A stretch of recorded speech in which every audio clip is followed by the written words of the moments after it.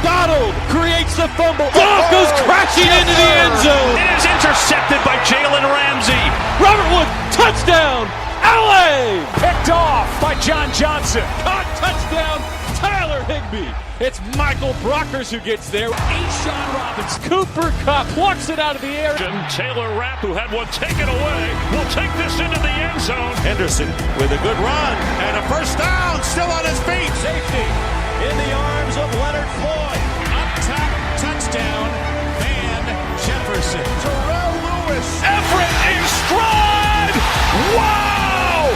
Hit behind the line, Terrell Burgess, 26. At the goal line and in for his second touchdown. Malcolm Brown into the end zone. Abu Khan with the strip sack. Picked off by Troy Hill. Akers with a stiff arm. Akers into the end zone. Cam Akers. LA will play for the Lombardi. Welcome back, guys, to another Downtown Rams podcast. This is episode 304. I'm your host, Jake Ellenbogen. Joining me, as always, is Alexis Kraft. As usual, if you like what you hear, be sure to subscribe and leave a review wherever you get your podcast. And as always, if you enjoy what you listen to, be sure to tell somebody about the show. We are podcasting a night after Hard Knocks episode number 2, Hard Knocks Los Angeles episode number 2 dropped. We're going to be talking about, our thoughts of the episode and just kind of like, a little bit what's going on with training camp, what's been, accessible anyway. Alexis, I'll start with you. What was your biggest takeaway of last night's Hard Knocks? I think the biggest takeaway kind of in general was that the rookies, specifically undrafted rookies, are really going to have a hard time this training camp getting themselves, seen and on the team more than they would in previous years, just because COVID has changed things so much. They aren't getting kind of that direct contact, not only during practice, but there's no preseason games. And preseason games significantly impact undrafted rookies the most, arguably. So, we saw Austin Eckler from the Chargers kind of giving his story and how things went down with him. And that's not an uncommon thing. So when I was watching it, I was just kind of like, and we've talked about this before, that, man, these rookies are going to have quite a journey this training camp trying to get on the team, because they're not going to be able to be seen as much. The only time that they're going to really get a shot is when the pads go on during training camp and they can show what they can do, but there are no preseason games for them to showcase their abilities, which is going to be really, really tough, because, that doesn't impact starters on the team. Preseason doesn't really change the perspective about veterans and starters and first, second, third, fourth round rookies, but it's those late round guys and those undrafted guys who are going to really be hurt by the no preseason games. Yeah, absolutely. I totally agree with you in that regard. And it's really, like you said, it's a really unfortunate, time for these guys.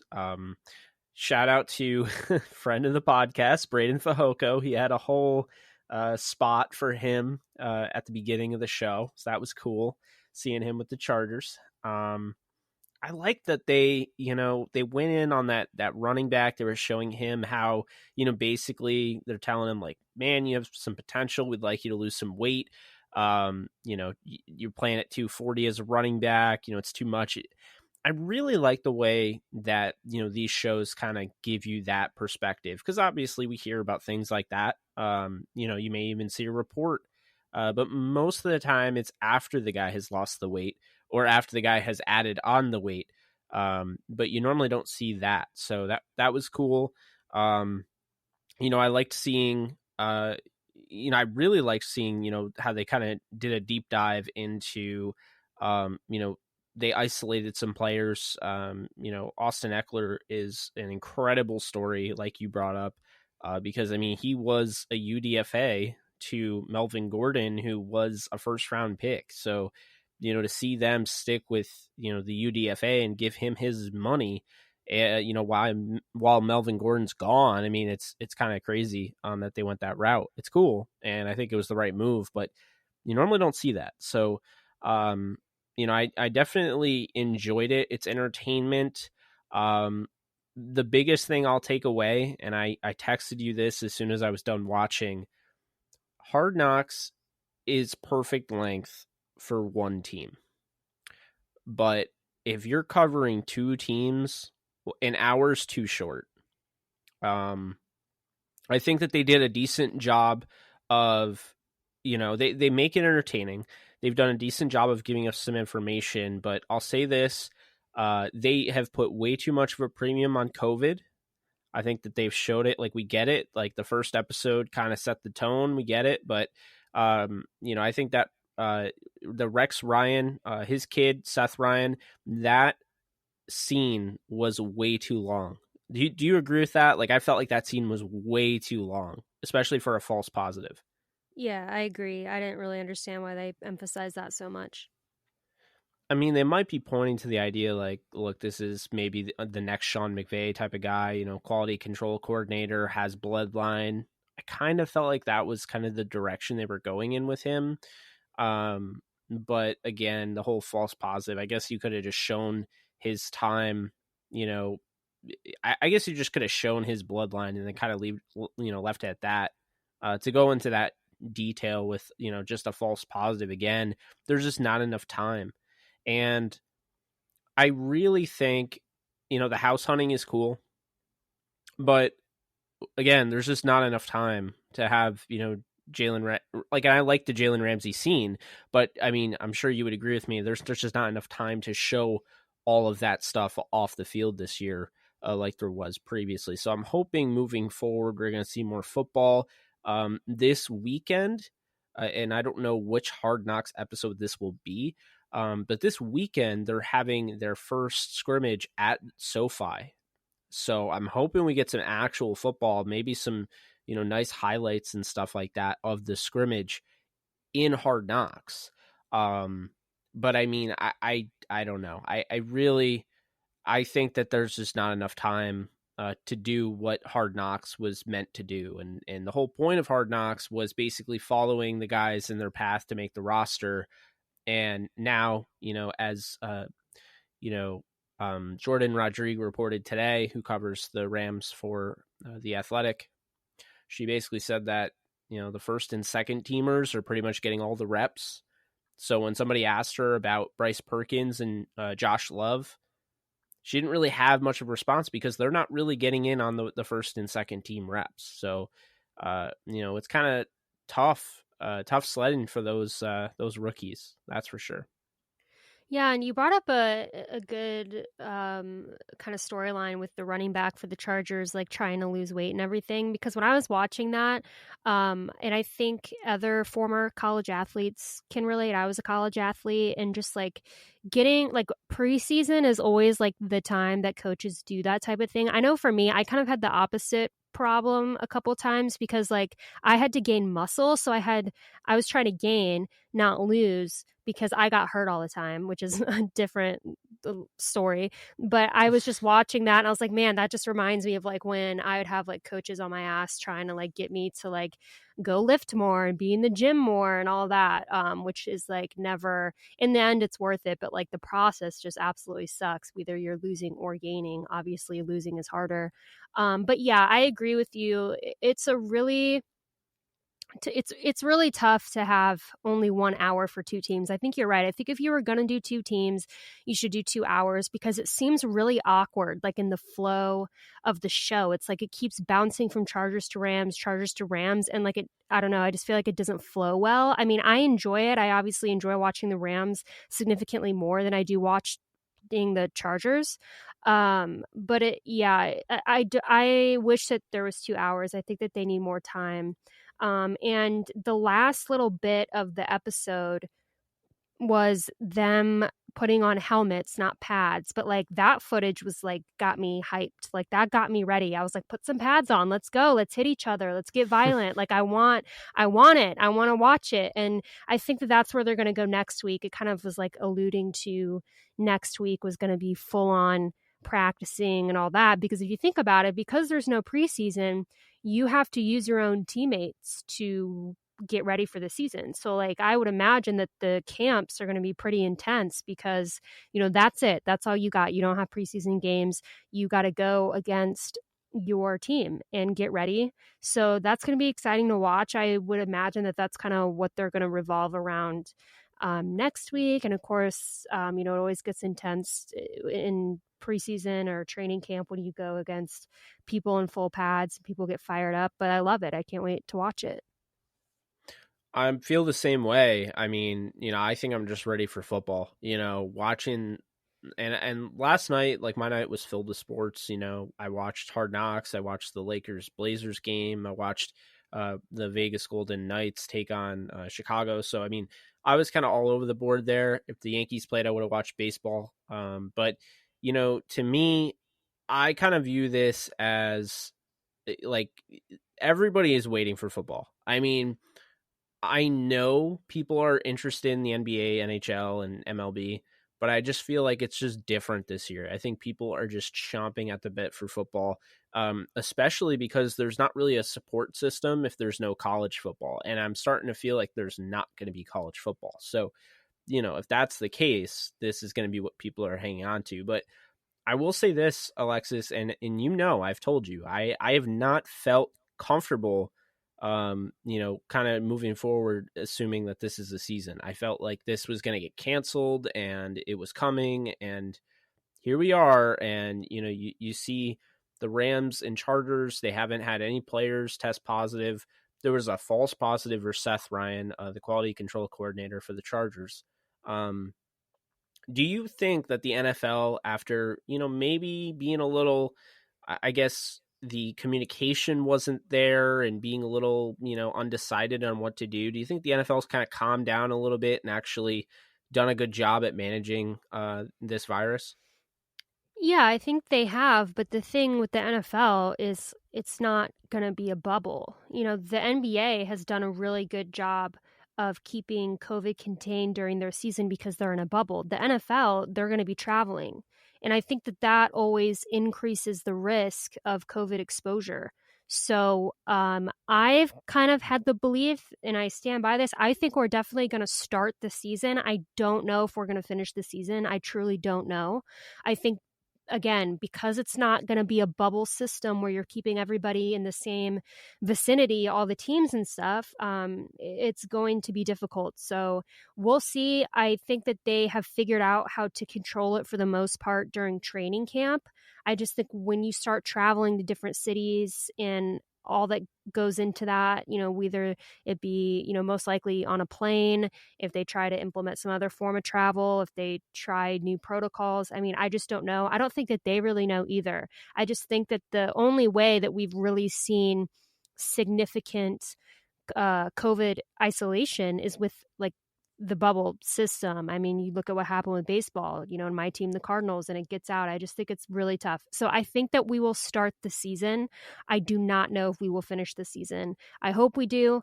But I think it's just one of those things that we're not going to know until a few weeks in. Yeah. And I honestly wonder if, how much money is in this sport. The NFL is going to be that, that type of league where even if they're like a bunch of, say, there's a bunch of positive tests, right? I still feel like the NFL might test it. Like, I feel like they might try to push through it. And I think they kind of, alluded to that with their COVID list and how, it's only 10 days and then you need like, I think 2 negative tests or something to get off it. So, I mean, I think like if that's the case, then I think we'll definitely have a full football season because I think you might have, superstar players on that list. But I still think that they're probably going to try to push through it. There's just so much money riding on it. And when, you're talking about a lot of money, these big companies, obviously, because, I mean, keep in mind, this is a business. These big companies tend to try to, suck things up for the money. So it'll definitely be interesting with that. Now, I want to bring up something because I've been seeing it a lot. Joseph Noteboom is back at left guard. The last 2 days, he has been there in training camp, starting at left guard. They kicked Corbett out to right guard, which means that Edwards has been taken out of the lineup in the recent couple of days. I don't know. I can't say that this is permanent or not, but what are your thoughts on that move? Yeah, I'm not really sure what to make of it. I think it's been a couple of days that he's been there, so that could be a sign that he's going to be the starter at that position. They could be giving someone else a break. I don't know what's going on. I think, you've always been a lot higher on him than I have, but we'll see. I mean, if he starts to consistently start at that guard position, then very well he could be the starter there. And maybe they'll show a little bit of that in Hard Knocks too. Yeah, I'm definitely curious to see that. It was cool seeing, Clay Johnston, seeing what he has to do and, the role he has to take up being an inside backer. Um, Dante Dion, what are your thoughts on him? I've seen Rams Twitter, they find him annoying. I've seen some say that he's hilarious. I want to know what your thoughts are. I actually find the guy really funny. I mean, I think he's funny. I mean, he's definitely gotten a lot of airtime with Hard Knocks between the first episode and the second episode. I do think that he probably will end up a practice squad player or being cut. I don't think that, with all the backs that we have, cornerbacks that we have, I don't think that he is going to be on the 53-man roster or whatever. But I don't know. I don't really find him annoying. I think maybe maybe a little bit, but I think that's just his personality. I think he's just a goofball, and I don't think that he's going to end up on the final active roster though, just simply because of all the guys that we already have at that position. Yeah, I think he's an interesting one. I find him funny, and I think he's definitely going to make a play. We'll see. Right now, I mean, you'd have to imagine, Jalen Ramsey, Troy Hill, Darius Williams, David Long Jr., and then I think he'd probably be 5. If you can think of another corner, let me know. But if they keep 5 corners, then I mean, I think he'd probably make it. But that's going to be a little difficult because this isn't your everyday Rams secondary. They added 2 safeties in the draft, and they added one safety in particular you and I love, not only as a player but as a person. Just talking with him, Terrell Burgess is a pro's pro, but Jordan Fuller is starting to catch my eye just on what we have been told and what we've been shown, because, of course, we're not actually at camp. I mean, I don't think we have to tell you guys that. There's very limited media access in general to these players. So we're not at camp. But from what I've seen, Alexis, and I don't want to be that guy that goes entirely off of, an Instagram video, but, they keep talking and McVay keeps saying that Jordan Fuller is impressing. Him and Burgess have been the most impressive rookies, which is saying something. What do you think? Obviously, you and I believe that Terrell Burgess is going to be a starter, moving forward with his career. But let's say after John Johnson, say, I don't know what your thoughts are on him, but I think he's out after the season. I think his contract is going to be too expensive to pay, and then I think that the Rams are going to have to move on without him. Where do you see Jordan Fuller fitting in with all of this whole secondary? Do you see him as a potential starter, or did he just basically come in to replace Nick Scott on special teams? I don't really see him as a starter. So the obvious starters at safety are Taylor Rapp and John Johnson.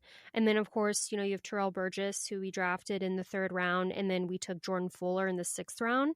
So I think that Burgess and Fuller are going to kind of be the 2 guys that fill in here or there at the safety position, or maybe they come in for a play or 2, depending on the set that we run. And of course, there's the injury factor, right? If Rapp or Johnson go down, then I think Burgess is going to be the one to step in.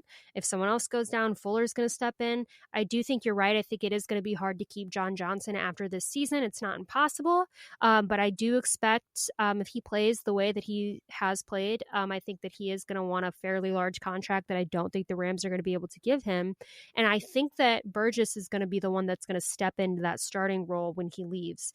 And then depending on, how Taylor Rapp plays, if Taylor Rapp has a bad season or gets hurt or anything like that, then Jordan Fuller would theoretically theoretically be the next man up. So I think for now, he will be on the active roster. I think that he is probably not going to get a lot of playing time, though, unless there's an injury.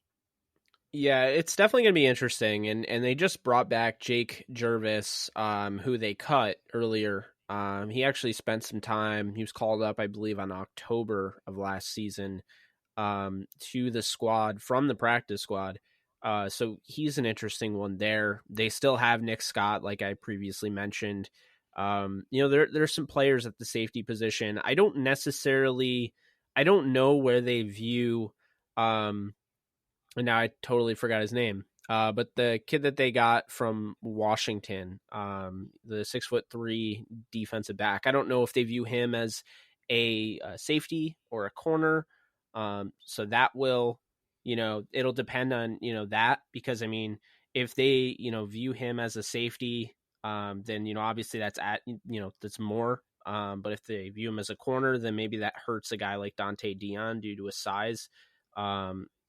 So, I mean, that's really dependent on that. Adonis Alexander, I could not remember his name to save my life, but he was a 5th round pick, I believe, in the supplemental draft a few years back by the Redskins. So, now he's with the Rams, and I think he was in the Instagram video. If you saw the touchdown to Van Jefferson, the tiptoe one in the end zone, that was him on the coverage. So he's an interesting one just based on his physical traits. I wish Hard Knocks would show more of him.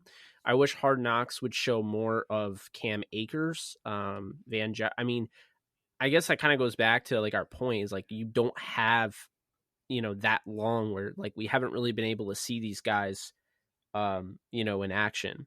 But, kind of moving on here, and as we kind of wrap up the show, we talked about the secondary, and that's been a hot topic.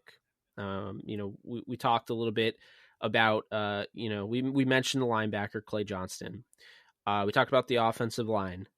Now, the Rams are really, really high, it seems like, on Josh Reynolds. Alexis, at any point in the season, could you see Van Jefferson taking over for Josh Reynolds, not due to injury, but could you see him taking over and surpassing him? Because right now, the way it stands, I've told you this since, the Rams drafted him. The first thing I thought of was Van Jefferson is the 3rd best wide receiver on this roster already. But what's your opinion on him? Yeah, I think that he's going to end up surpassing Josh Reynolds. There's nothing against Josh Reynolds. I just think he kind of missed his window to break out. I think the Rams coaches have probably seen everything that they're going to see out of him. It's a tough situation because, I think Josh Reynolds will stay in the team. I think that Van Jefferson is going to surpass him. And from what we've heard, he's really been standing out in practice. Yeah. He's somebody, again, like, I mean, I saw him in person at the Senior Bowl, and he's a great route runner. He's got great speed. He's going to go up and he's going to make a play for that 50-50 ball. It's very interesting. Really interesting. And I was a little surprised. John Wolford, the Rams seem to be really comfortable with him being number 2. They have not brought in anybody to work out. They have not reached out, or maybe they have and we don't know, but Blake Bortles isn't on the roster this year, and he easily could have been brought back. What do you make of the fact that, Wolford is number 2 right now? Do you think the Rams are, planning on getting somebody like later on in the process, or do you think they're going to stick with Wolford as the backup quarterback? I think they're going to stick with Wolford, but I want to point out that someone that you and I love, Cole McDonald, got cut today by the Tennessee Titans, and I would love for the Rams to pick him up because I'm a really big Cole McDonald fan. I guess he didn't do well so far in training camp, and that's the reason he got cut. But, I think that the Rams are going to stick with John Wolford, but I think they should probably bring somebody else in as well to compete. This is why I love Alexis Kraft, okay? Like, I literally teed that up for you, and you took it. Like, you probably didn't know where I was going with that, but the fact that that's literally what I was trying to do. I wanted to see if you'd bring him up, because I want to have this conversation. Because, yeah, Cole McDonald was cut by the Tennessee Titans. You and I on film, live, said we both wanted him in the 7th round. The Rams passed on him. I'm a big fan of John Wolford. I'm a big fan of Bryce Perkins. I like Josh Love. But Cole McDonald is one of my favorite quarterbacks out of this draft. And I think the boom bust potential is so high. When you already have your franchise quarterback, I just say, why not? Like, why not? For real. Why not bring him in? I think, kind of shame on the Titans, honestly. They're getting rid of him and they're picking up, Trevor Siemian. And some may agree with me what I'm about to say and some won't. But I don't know about you, Alexis, but doesn't it seem like this league is obsessed with journeyman quarterbacks like Trevor Siemian, who can go from team to team, and these teams love their journeyman quarterbacks? And is this not totally disrupting an ecosystem of young quarterbacks to ever develop? I mean, we've not only seen it with, the Kyle Sloters of the world. I've mentioned him before. We have not only seen it, with a Paxton Lynch, but I mean, we've literally seen it with a Josh Rosen, somebody that was initially he started and now he's completely phased out and now he's in the doghouse and now, his stock is down and we don't know when it's ever going to go back up, if ever. Cole McDonald literally just started his career and he gets cut this early on, and there's nothing that has been reported off the field or anything like that. I mean, am I onto something here by saying that? Because I feel like we're running into an issue where there are guys like, say, the Battlehawks quarterback, Teamu, who, I mean, he showed you. I mean, we all saw it. He should have been in the NFL. And the fact that, he couldn't stick with the team was ridiculous. Am I onto something here? Yeah, I think that for whatever reason, teams are more comfortable giving those roster spots to guys who have been around, and that's understandable. I mean, they have the experience. I think at the quarterback position, especially, experience is really valuable. It's a big jump coming from college football to the NFL, especially at quarterback. So I think that when it comes down to it, if you're kind of on the bubble about somebody, comparing them to somebody else, you're going to take the guy with more experience. But I think that with Cole McDonald, I just feel like he wasn't really given enough time, unless the team knows something that we don't, unless there's something else going on. I think that it can't hurt the Rams to bring him in and see what he can do. I mean, as you and I both have seen from him, I mean, he has the talent, but that doesn't always translate to the NFL. So that could have been the case. Maybe he just really bombed with the Titans. I have no idea, but I'd love for the Rams to give him a shot. I completely agree with you. And I think, while I understand with what you're saying, with a veteran and sometimes you want to have that, obviously, at your disposal. My biggest turnoff is when a team like the Titans have their franchise quarterback at the moment. No one is, taking over Ryan Tannehill. They really like him. So it bothers me right after, he got paid and everything that, they have their guy. They don't have to worry about having a guy, and they can't sit down and try to develop Cole McDonald for the future. That's the thing where I look at the Rams and I like the way they approach the quarterback position, because, you look at Jared Goff, and regardless of what Rams fan believes, he's a, star, or he's he's not that good, whatever. We know he's the Rams franchise quarterback because they've made him that. They've established that. So you don't go out and you don't get like a Ryan Fitzpatrick to back him up. If you've already established your franchise quarterback, to me, you go out, you get a guy that you can develop, and that should be your backup. And especially with Goff's track record, because he's been, fairly healthy throughout his career. I don't think he's missed a start since he started in the NFL, started actually starting games. So I guess that's kind of my thing. Like, when you already know you have your franchise quarterback, why not go after that boomer bust prospect and try to develop him, especially when you're a quarterback whisperer like Sean McVay? To me, I don't understand the Titans doing that. And I'm not going to speculate. I don't think it's fair to Cole McDonald or the Titans organization to assume that anything happened that we didn't see.